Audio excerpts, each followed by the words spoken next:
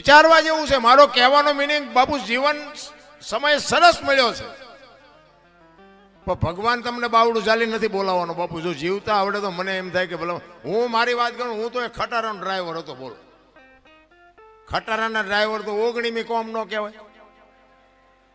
એને કોઈ પાણી પાય, એના બદલે અહીંયા અમે બેઠા છીએ, તમે હેઠે બેઠા છો. આ કયો શેડો ઈડ્યો છે તમને નક્કી થાય છે? બાપુ આ વસ્તુ આખી જુદી છે ને આ સમજવા માટે સદગુરુ જોવે. મા બાપ છે ને, આપણા માતા પિતા છે ને, એ સદગુરુ છે 100%. પણ એ તમારો જન્મ આપી શકે, લાલન પાલન કરી શકે, ઉછેર કરાવી શકે, લગ્ન કરાવી શકે, ભણાવી શકે, ઓળખાણ ન કરાવી શકે. તમે કોણ છો એની ઓળખાણ તો બાપુ સદગુરુ કરાવી શકે, બીજાનું કામ નથી રાખવું. સદગુરુ જ્યાં સુધી ન મળે ત્યાં સુધી તમને તમારી ઓળખાણ ન થાય, અને તમારી ઓળખાણ ન થાય તો સમજી લેજો તમે માણાના અવતારમાં એક કૂતરું આવીને વીવી ગયું ને એમ તમે વીઆઈ ગયા. મીરાએ કીધું આત્માને ઓળખ્યા વિના લક્ષ 84 નહીં મટે, તમારી ભ્રમણા ભાંગ્યા વિના ભવના ફેરા નહીં મટે. આપણી ગત ગંગા છે ને, જેસલ, તોરલ, રૂપાદે, માલદે, કતીબજા, હુરમબાઈ, લાખો, લોયણ, જતો, ભગત, ખીમડીઓ, કોટવાલ, ડાલીબાઈ, રામદેવજી, હાલો, હુરો, વણવીર, ઢોંગો, નિરલ, કુંભો, આ બધા ગતના ગોઠી હતા ને. એમાં સ્ત્રી હતી, પુરુષ હતા, અમીર હતા, ગરીબ હતા, તમામે તમામ સમાજના હતા. બાપુ ખોળિયા જુદા હોય ને જીવ જો એક થઈ જાય ને તો મળદા તો અત્યારે બેઠા થાય. ઈને ગત ગંગા કહેવાય.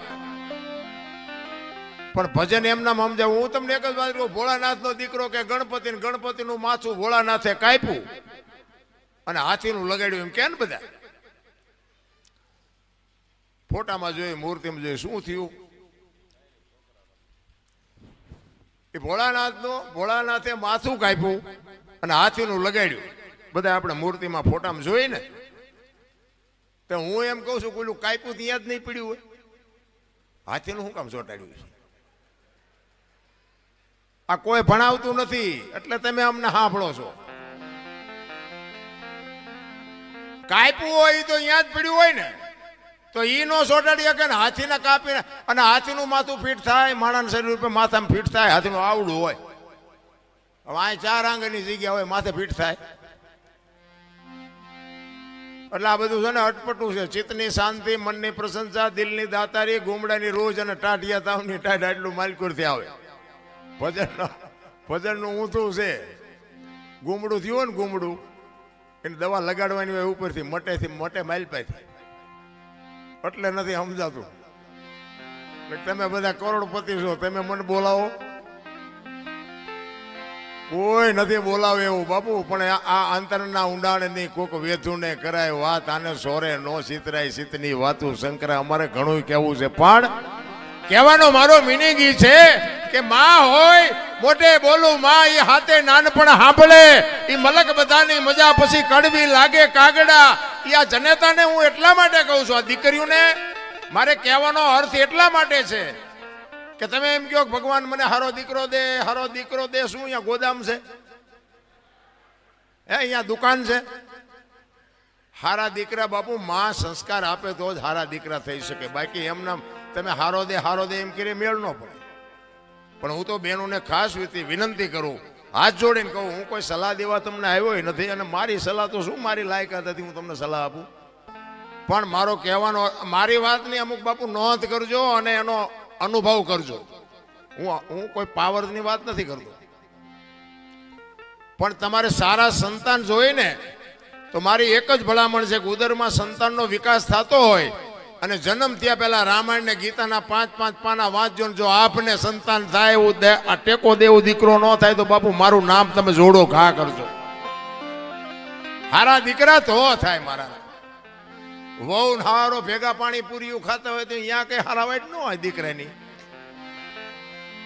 એ તો ઠીક છે, પછી કહેવાનું હોય અમુક એ ભગવાન એકાદો દીકરો દે, અમે દીકરા વગીરના છીએ. તો અમુક એમ કે હે ભગવાન આના કરતા ન દીધો હોત તો સારું હતું. આપણે એમ કે હારા આવે, આ દીકરા હાઈવે ફાયદો છે કે નો હાઈવે ફાયદો છે? ભગવાન ભાઈ બાપુ માગજો એકાદો દીકરો, પણ એને કહેજે કે ગોપીચંદ ને ભરથરી જેવો કા દીકરો આપે, ગંગા સતી પાનબાઈ જેવી દીકરી આપે, 7 પેઢીઓના નામ ઉજળા કરી દે રામ. એટલા જ માટે કહું છું બાપુ, દીકરીઓનું સમર્પણ છે બાપુ, એનો ત્યાગ છે. માનું બાપુ છે ને પદ ટોચે છે. 9 મહિના મા બાપુ ઉદરમાં સંતાનને રાખે, એનો જન્મ આપે, એનું લાલન પાલન કરે, બેહતા બોલતા ખાતા પીતા બધું માં શીખવે, અને વાય નામ બાપાનું લાગે. બોલો, માનો ભોગ છે એટલો બાપનો નથી. આખી દુનિયાને ખબર. એમાં હું આવી જાઉં ને, મારે લાગુ તો પડે જ ને કે મને તો એમ થાય કે માએ જે સમર્પણ કર્યું છે એ બાપે નથી કરેલું, તો આની વાય માનું જ હોવું જોઈએ, બાપનું ન હોવું જોઈએ. પણ માએ ત્યાગ કરી દીધો કે આની વાય એના બાપાનું રાખો. કોકે પૂછ્યું કે પણ તારો આટલો ભોગ અને બાપનું નામ શું કામ? કે આ કદાચ કપાતર પાકે અને કોથળીઓ તોડીને ધૂળીમાં માથું ગાલીને પીડ્યો હોય, કોક એમ કે કોનો છે, ફલાણી માનો છે, એમ કે છે મારા ખોળી આમ જીવ નહીં રે, 9 મહિના ઉદરમાં રાખ્યો, મારું કાળજું ફાટી જાય, એની વાય એના બાપાનું રાખો. આને સમર્પણ કહેવાય. અને હારા દીકરા છે ને એ માન ખબર છે કે આની વાય મારું જ રખાય. હારા દીકરાની વાય જનેતાનું છે. હનુમાનજી કોનો, અંજનીનો, કર્ણ કોનો, કુંતીનો, ભીષ્મ કોનો, ગંગાનો, શિવાજી કોનો, જીજાબાઈનો, ગાંધીજી કોનો, પુતળીબાઈનો. હારા હારા માના બગડેલા અમારા માં છે ને ઉપર બેઠી બધે ધજા, મહારાસુર, પાવાગઢ, ચોટીલા બધે જ્યાં જાવ ત્યાં માં ઉપર બેઠી. શું કામ? મારા સંતાનની નજર રહે એટલા માટે. બાપા બધા ભોંયરામ છે, ત્રંબકેશ્વર ને રફાળેશ્વર ને ભોંયરેશ્વર ને રિયા સલમુદા બે. માન બાપમાં ધરતીનો. હું તો એમ કહું કે જનેતા જો જીવતી હોય તો એક વાગ હાનનું ટાણું હોય અને માં બેઠી હોય, એની પાસે જઈને કોક દીક પૂછજો, માં મારો જન્મ થયો તેથી તને વેદના કેટલી હતી બાપુ? કોક દીક પૂછજો તો તમને માની વેદનાની ખબર પડે. રામ, હું કોઈ ભલામણ નથી કરતો. આવા માંડવા નાખો, મંદિર બનાવો, આ કરો તે કરો, હું કોઈને કહેતો નથી. મારો પ્રોગ્રામ ગમે ત્યાં હોય ને, હું મારી એક જ હાથ જોડીને વિનંતી કે માને બાપને બાપુ જાળવજો. માન બાપ જેવા ભગવાન આ દુનિયામાં ક્યાંય કોઈ છે જ નહીં. અને તમારા મા બાપને તમે નહીં જાળવો ને તમારી પ્રજા તમને નથી જાળવવાની, નથી જાળવવાની, નથી જાળવવાની. લખવું અહીંયા લખી લેજો. તમારા માત પિતાથી તમે છો, મારા માત પિતાથી હું છું. માત પિતા તમે ચૂકી ગયા સેવામાં, એટલે સમજી લેજો કે તમે કરોડ રૂપિયાના આસામી હોય તો બેકાર ધૂળ કહેવાય. કારણ કે મને ને તમને આપણા જન્મ વખતની ખબર નથી કે માએ શું વેઠ્યું છે. એ વેદનાની જો આપણને ખબર હોય ને તો આ માવડીઓ રોટલા વગરની આટા નો મારતી. લાખો રૂપિયા ને કરોડો રૂપિયાના દાન આપે ને ઘરે માન બાપ જો રોટલા વગરના વરાળું કાઢતા હોય, જિંદગીમાં નો ગાડી હાલે. રામ, 40 લાખની ગાડી લઈને નીકળે, વાયલી સીટમાં જોવો કૂતરો બેઠો હોય. બોલો, લબરક લબરક કરતો. હવે આમાં માને બાપાને બેહર્યા હોય તો, અરે અમને સારું જોડું નથી જડ્યો, અમારો દીકરો કેવી ગાડીમાં ફેરવે, જિંદગીમાં કાંટો ન વાગે. કાંટો રામ કરવાની જરૂર. આ તો કે તમને ન ખબર પડે, તમને એમ જ કરે. બોલો, એટલે નો હતી ખબર એટલે 100 વીઘા રાખી હતી, તું 10 વીઘાના ઉલાળિયા મીઠો કરવા. અમને ખબર છે પણ જાવું ક્યાં? અરે મારા રામ, માન બાપે તો આપણા જીવન માટે દેહના કોથળા કરી નાખ્યા. કોથળા ભલામણ, મારો દીકરો, મારો દીકરો, મારો દીકરો. અરે શું માન બાપે બાપુ તમને મને સમર્પ. એક જનેતા પોતાના ઉદરમાં 9 મહિના રાખે, એને આમ હાલતી હોય, માંસ હાલતી હોય તો બાપુ આમ ઉતાવળો પગ ન મૂકે. બાપુ પોતાના સંતાનની તકલીફ ન પડે એના માટે રહી અને આમ પગલાઓ ધીરે ધીરે ભરતી હોય. અને જન્મ આપ્યા પછી બાપુ લોહીનું દૂધ કરીને તમને મને પાતી હોય અને આવડો મોટો ઉછેર કરતી હોય ને જો માર રોટલા વગરની આટા દે, જિંદગીમાં તમારા દાણા જોરાવો એટલે જોરાવો. જો કાંઈ તમારો મેળ પડે તો કોઈ દી નો પતે. માના ઋણમાંથી બાપુ કોઈ દી. પછી ઘણા નથી આમ ફોટા, માના બાપાના ફોટા મરી જાય ને પછી ફોટા પાસે ઓલા રોટલા કરી કરીને દેખાડે. અમે કે ધરાવ્યું ને પછી જમવી છે. આવું ખવડાવ્યું હોત તો 2 વર્ષ જીવે એવું હતું. આ ભૂખ્યા માર્યા છે ને હવે શું ફોટાને દેખાડો છો? ભૂખ્યા માર્યા હોય ને દુનિયાને પછી દેખાડ કરે, દેખાવ કરે. આમ થાળીઓમાં રોટલા ને શાક ને દાળ ને ભાત ને મૂકીને પછી આમ ફોટા પાસે મૂકે. એમ પેલા ધરાવી, પેલા ધરાવવાનું હતું તાર ધરાવ્યા નહીં.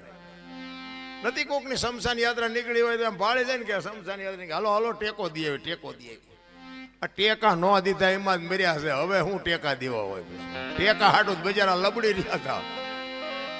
નથી હોય જીવતા તારે હોતું નથી. એટલે માણા વખાણ મર્યા પછી જ કરે છે કે માણા બહુ સારો હતો પણ જીવવા દીધો જ નથી. એને હજી જીવવું હતું, માર્યો છે ભૂંડી હાલે તો પછી વખાણ કરે બધા.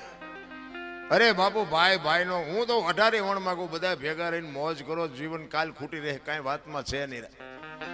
માણા જન્મે ને 2-2.5 કિલોનો હોય, 60-80-100 વર્ષ જીવન મરી જાય ને શમશાનમાં લઈને હળગાવી નાખો અને રેખ્યા ભેળી કરીને જોખો એટલે 2-2.5 કિલો થાય. વાતમાં કાંઈ છે નહીં, વચ્ચે ઠેકડા મારવાનું છે બધું.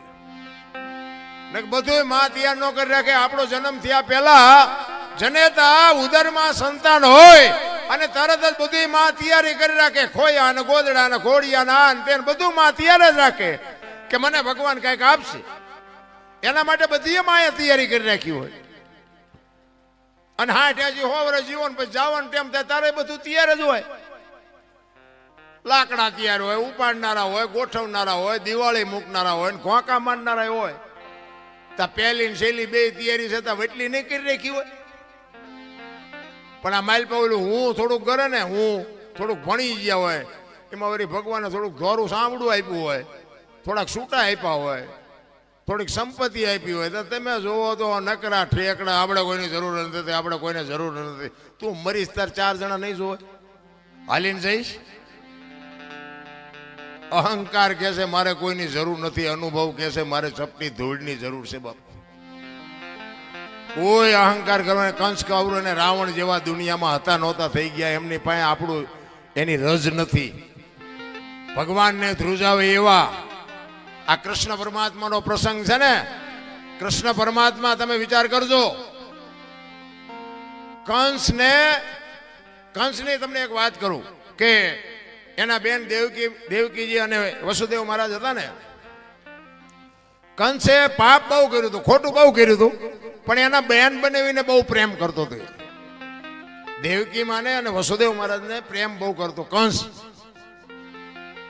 એટલે એકવાર આમ રથમાં બેહાડી અને બેનને બનાવીને રથમાં બેહાડી અને આમ બગીચામાં ફરતા હતા. એમાં આકાશવાણી થઈ. એના કર્મનો બાપુ ઘડો ભરાવા આવ્યો ને એટલે આકાશવાણી થઈ કે કંસ, તું આટલો બધો તારી બેન બનાવીને પ્રેમ કરસ ને, પણ તારી બેનનું 8મું સંતાન જ તારું મોતનું કારણ બનશે. હવે મને કાલ મારી નાખવાના છે એમ કે એટલે તો પછી બાપુ ફડકા વધી જાય. પછી ઓલો પ્રેમ બધું વયું ગયું, બેન ના બનાવીનો પ્રેમ વયું ગયો. એ કે મને મારી નાખે તો બેન ને બનાવીને શું કરવા? આવો પ્રેમ રાખીને શું કામ? દુનિયા સ્વાર્થી તો છે 100%. એ પછી જેલમાં પૂરા ના કર્યું, તે કર્યું, જે કર્યું હોય. હવે એને વિચાર એવો થયો એ કે મને 8મું સંતાન મારવાનું છે ને, એટલે 7 સંતાન થાય ત્યાં સુધી આપણે કઈ ચિંતા નથી. એટલે એ કે 7 સંતાનને આપણે કાંઈ કરવું નથી, 8મું સંતાન થાય ને ત્યારે એને આપણે જીવવા દેવું નથી. હવે આને આવો વિચાર આવ્યો અને કૃષ્ણ પરમાત્મા વિચાર કરે કે હારો આ જો 8 મારે ને તો જ મોતનો ઘડા એનો ભરાય એવું છે ને. આને હારો વિચાર આવ્યો, આ 7 નો મારે તો મારી આકાશવાણી ખોટી પડે અને ઘડો પૂરો ભરાય નહીં, અને ભરાણા પહેલા હું મારું તો મારો અન્યાય કહેવાય. હારો આને વિચાર હારો કેમ આવ્યો? આ જો 8 ને મારી નાખે તો જ એનો ઘડો સંપૂર્ણ ભરાય ને તો જ હું એને મારી શકું. મારી આકાશવાણી એને મેં એ કરી છે. ભગવાન મૂંઝાણા કે હવે શું કરવું? એમાં નારદજી આવ્યા. કે શું પ્રભુ ચિંતા કરો છો? એ કે ભાઈ મેં આકાશવાણી કરી છે આવી, અને 8 મારે ને તો એનો ઘોડો ભરાય એવું છે ને. એને વિચાર સારો આવ્યો કે 7 ને મારે શું કામ મારવા જોઈએ? તો નારદજી કે પણ તમારું કહેવાનું શું થાય છે? એ કે ઈ 7 ને જો મારે ને તો મેળ, પણ મૂળ તો તમારે મરવવા જ છે ને. તમારે ન ખોટું કરવું હોય પણ દુનિયા તમને ખોટું કરાવે. મૂળ તો એ કે મરવી જ નાખવા છે ને, એ તો હું મરવી નાખી, તમે શું કામ મૂંઝાવશો? એ કે એ નારદજી આવ્યા ને તો કંસ આખી સભા ભરીને બેઠો હતો. એટલે નારદજીને જોયા ને એટલે કંસ સામો આવ્યો, પધારો પધારો ભૂદેવ પધારો. એ કે શું આવડી મોટી સભા ભરીને બેઠા છો? એ કે ભાઈ એક પ્રશ્ન મૂંઝાણો. એમાં સભામાં અડધા એમ કે મારી નખાય, અડધા એમ કે ભાઈ નો મરાય, 7 ને હું કામ મારવા જોઈએ? એટલે નારદજી આવ્યા. એ કે ભાઈ અમને પ્રશ્ન મૂંઝવે છે, આવી રીતની વાત છે, હવે આમાં શું કરવું? અડધા કહે છે કે મારી નખાય હાથને, અડધા એમ કહે છે કે નો મરાય. તમારું હું કેવું, તમે જે નિર્ણય કરો એ કે હું તો તમને નિર્ણય કરાવું, પણ તમે શું નક્કી કર્યું? કંસ કે પણ મેં તો એ નક્કી કર્યું છે કે 8મું સંતાન મને મારવાનું છે એવી આકાશવાણી થઈ છે. તો 8મા સંતાનને મરવાનું તો હાથને મારે શું કામ મારવા જોઈએ? નારદજી કે ઈ જ તમારી ભૂલ છે,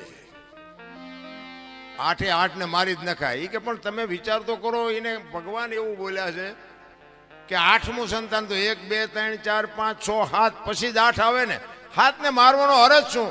એ કે તમે નહીં સમજો, હું તમને સમજાવું. એ કે આમ દિવાલ ઉપર લીટા કરો. જો આ નારદજી બાપુ ખોટું જે કરાવવા વાળા હોય ને એ તમને ગમે ઊંધા કાન પકડાવીને તમને ખોટું કરાવે. નારદજી કે આમ તમે લીટા કરો. આમ લીટા કરાવ્યા 8. એ કે લીટા હું કામ? એ કે હું તમને કહું એમ કરો ને. એ આમ 8 લીટા કરાવ્યા. એ કે ગણો. એટલે આમ ગણ્યા 1 2 3 4 5 6. એ કે 8મો આ થયું ને? તો કે હા. કે તમે આનપાથી ગણ્યા, ભગવાન છે કે આનપાથી ગણશે તો? એ કે તો હારું પેલું રહ્યું જ મને મારી નાખે. એટલે કહું છું કે હાથે હાથને પતાવી દો. તો કે તો પતાવી દો. તમારે નથી કરવું, દુનિયા કરાવે. દુનિયા ઊંધા કાન જગત પકડાવે છે. કોઈને બાપુ એવું કરવું જ નથી. મારો કહેવાનો મિનિંગ બાપુ આ ઇતિહાસ છે ને બધું ગૂઢ ઇતિહાસ છે. કારણ કે નકે તમને મને વિચાર આવે કે જો આ સંતાનની બીકથી કંસને બાપુ આટલી બધી તકલીફ પડી હોય તો આ જેલમાં હું કામ, જેલમાં બેન ભેગા હું કામ પૂરે? આ બધી અટપટી વાત છે, એટલામાં બહુ ઊંડું ઉતરે જેવું નથી. એટલા માટે મારે એક માની વાણી કરવી છે. તમારી જેવી મોજ છે એવો આનંદ કરાવીશું. પણ આમાં કેવું છે કે મેં કીધું મારે 7-8 રાતું ખેંચી છે ને, એટલે ક્યારેક ક્યારેક ગોટે ચડે બધું. એટલે પુરુષોત્તમ બાપુ એક વાણી, બાપુ જેટલા મહાપુરુષો છે ને એ તમે વિચાર કરો કે આજે આપણે બધાને યાદ કરી છે, એના માત પિતાના સંસ્કાર કેવા છે. કેટલા મા બાપે બાપુ એના સંસ્કાર કેવા આપ્યા છે કે આજે આખી દુનિયા એના ગાણા ગાય છે. અમારે અહીંયા કઈ કોથળા નથી આવતા. આ હરિચંદ્રની વાત કરી કે સગાળસાની ગમે એની વાત કરી તો એની પેઢીઓના અમારે અહીંયા કોથળા નથી આવતા. એના મા બાપે બાપુ કેવા સંસ્કારનું સિંચન કર્યું છે, આજે દુનિયા એના ગાણા ગાય છે. એટલા માટે પુરુષોત્તમ બાપુ એની વાણીમાં એની માની વાત કરે છે કે મારી મા તો મારી મા છે ભાઈ. અને બાપુ માનું જો જતન કરતા તમને આવડી જાય તો જિંદગીમાં સતયુગનો બાપ છે આ સમય રહ્યો ને. બાકી તો બધા વાર્તા એવું કરે છે. ઘણા કે સ્વર્ગમાં ઇન્દ્ર ભગવાન કે સોનાના સિંહાસન ઉપર બેઠા છે ને ઇન્દ્રની અપસરાયું નાચે છે ને અહીંયા ફુવારા છે ને અહીંયા કોઈક જી આવ્યું હોય કોને મારે પગ ઝાલવા? જી આવ્યું કોઈ? આમ જ હાલે તારે બધું ડીંગો ડીંગ જ તે. આ નથી લાગતું સ્વર્ગ જેવું નથી લાગતું? આ લગ્ન થયા તે દી આવા માંડવા નથી નાખ્યા. લ્યો આદર 10 પડે તો આમાં જા ખબર પડે એવું છે. ઓલા તો ઘર એવા હતા, વરસાદ થાય તો આખા ઘરના બકડિયા લઈને રખડતા હોય, દંદુડિયું જ થતી હોય. એટલે હું ઉચારે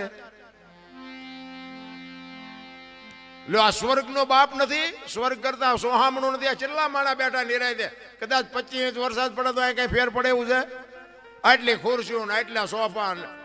અરે બાપુ સારું ગોદડું નથી જડ્યું તોય હજી રોવે જ છે બધા. અમારે બે કઈ નથી. ઓલા માગણ આવે ને કે એ બાપા કઈક દો, એ બાપા કઈક આગળ જા આગળ. આટલું આપ્યું તો એમ જ કરે આગળ જા આગળ.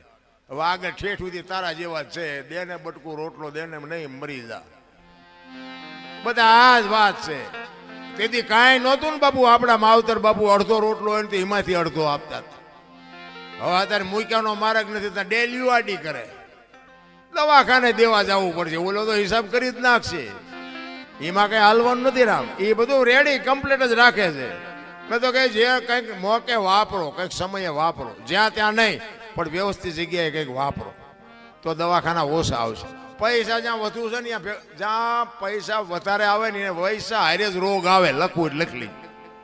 જ્યાં સુધી તમારા પાસે પૈસા ન હોય ને ત્યાં સુધી તમે ગમે એવા લઠ્ઠા લો ને તો કઈ થાય જ. કરોડપતિ છે ને એવડે 8 દી ને 8 દી બીપી મપાવે લ્યો. અને દવાખાને જાય ને તો એ ડોક્ટર એક જ વાત કરે, દાળ ભાત સિવાય કાંઈ ખાતું જ મર્યો. હવે શું પૈસા શું કરવા? અને આ ઝૂંપડા મર્યો તમે જુઓ. માગીને ખાય, આખી દુનિયામાંથી માગીને રોટલા લાવે, ગટરોમાંથી પાણી પીવે, કોઈ દી થાય શકે? ઘણા પાછા શું કે અત્યારે આ બધો ખોરાક એવા થઈ ગયા ને આમ એવું થઈ ગયું, એ ઝૂંપડામાં રહીને શું દુકાનો નોખી છે? આપણે લેવી અહીંયાથી જ લે છે, એવડે દવા વાળું નથી ખાતા. પણ આ તમને પૈસાનો પાવર આવ્યો ને એટલે આ બધું વિજ્ઞાન ઘરમાં ભરાયું. આ બધું વિજ્ઞાન છે ને એ બધા રોગના ઘર છે. હું એવું નથી કહેતો કે તમે બધું વેચી નાખ્યું, પણ વિજ્ઞાન આવ્યું ને એની હારે જ રોગ આવ્યો છે. આ ઝૂંપડામાં તમે જો, ફ્રીજ નથી, લાઇટ નથી, પંખા નથી, એસી નથી, કાંઈ નથી, ત્યાં કઈ રોગ જ નથી થતો. આપણને ભગવાન જીમ આપતો જાય, નવી નવી સુવિધાઓ કરતા જાય, ત્યાં નવા નવા રોગ થતા જાય. ને કે આપણા આમ ઘડિયાળના કાંઠે ખાઈએ છીએ ને ઘડિયાળના કાંઠે હુઈએ છીએ ને ઘડિયાળના કાંઠે ચા પીને ઘડિયાળના કાંઠે જાગી. એટલે આટલું બધું તમે થેરિકલ જીવો છો તોય શું કામ માદા પડો?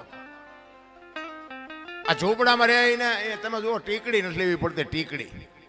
પણ ભગવાનને ખબર છે કે આની પાસે 18 રૂપિયા રિપોર્ટના હોવા જોઈએ ને, બિચારાને ટીકડી ક્યાંથી લેવી પડે?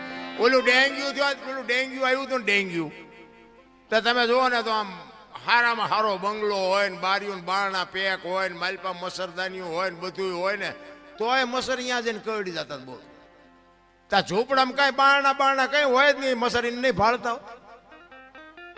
આ નજરામીની વાત છે ને બાબુ, એ કંઈક ડેન્ગ્યુ મસર જ આવતું હતું ને કે કરડે એટલે કે આને ડેન્ગ્યુ થાય. ત્યાં બંગલામાં ઠેઠ પહોંચી જાય તો ઝૂંપડામાં ન કરડી શકે. પછી એને ખબર છે ઓલાને, અહીંયા જાય એ આ દુનિયાના કાળા ધોળા કરીને હૂતો છે, ઓલા બિચારા કાળી મજૂરી કરીને હૂતા છે, આમને કહીડે આમને. આ કોરોનામાં બાપુ હારાનો જ વારો લીધો છે. બહુ નાના માણસ નથી મર્યા બહુ. હા, એ દયાળુ છે, એને બધી ખબર છે આપણે શું કરીએ છીએ ને, બધી ખબર છે. આમાં પ્રેમથી જેને વાપર્યું છે ને એને ખબર છે. અને આવું કરતા હોય ને એમાં કહું કે અમુક નડે તે આવા બધા કામમાં કઈ બધા નો સાથ સહકાર આપે, એક બે તો નડે એવા હોય. આ મેં ગમે આ પ્રોગ્રામમાં જાય તો બધા કે અમને સાંભળવા ન બેઠા હોય, એક બે તો અમારી ભૂલ ક્યાં આવે છે ગોતવા હાટું બેઠા હોય. પણ હવે જે હોય, પણ માનો એક પુરુષોત્તમ બાબુ એક વાણીમાં એવું કહે છે કે મારી માં તો મારી માં છે ભાઈ, માના ઋણમાંથી હું તમે નીકળી ન શકીએ, એટલા માટે માં તો માં છે ભાઈ. અને મેં કીધું એમ બાપુ, જો એ માં, મેં કીધું ને બાપુ, દીકરી એવી સંસ્કારી હોય તોની વાત છે. બાકી તો પ્રસંગો બધાને ખબર છે, અમુક જે મા બાપના ઇજ્જત ઉપર ને એની કાળજા માથે બાપુ પગ મૂકીને દીકરીઓ ન કરવાના પગલા ભરે છે ને, એ દીકરીઓ માટે વાત જ નથી. કે મા બાપ બાપુ જીવીએ ન હોકે, મરીએ ન હોકે, કોઈ સાથે કાઢીને હાલી ન હોકે, એવી દીકરીઓ છે આ દુનિયામાં. બધાને ખબર છે. આ તો હું મારો ટાઈમ કાઢું છું, બાકી તમને નથી ખબર, બધા જાણે છે. પણ બાપુ બધાને બંગલાની ગાડીઓ ન હોય, ભાગ હોય ને, એ જ સાચી વાત છે. આપણા માતા પિતા જે કરે ને એ બાપુ આપણા માટે વ્યાજબી જ હોય. બીજી વાત કે કાંઈ પણ બાપુ સુખ દુઃખનું વાદળું ચડે ને તેથી બાપડા માવતરના ડેલા ઉઘાડા હશે ને તો તમે બાપુ કંઈક વાત કરી શકશો. બાકી બધા ડેલા બંધ કરીને જશો ને તેથી બાપુ તમારું કોઈ નહીં હોય. સમજી લેજો તમે આ દુનિયામાંથી ગયા એમ સમજી લેજો. એટલા માટે કહું છું. એટલે પુરુષોત્તમ કહે છે, શું કહે છે?